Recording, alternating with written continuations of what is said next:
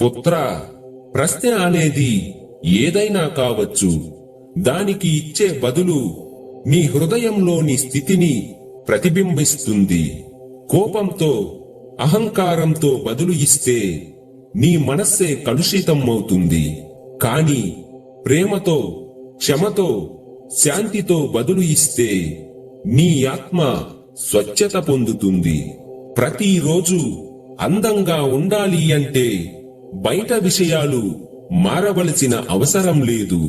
నీ యొక్క హృదయ స్పందన మారితే చాలు.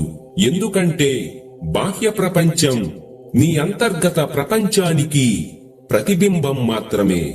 నీ మనస్సులో శాంతి ఉంటే చుట్టూ ఉన్న ప్రతిదీ కూడా శాంతితో నిండిపోతుంది. పుత్రా, ప్రేమతో బదులు ఇవ్వడం అంటే అది బలహీనత కాదు, అది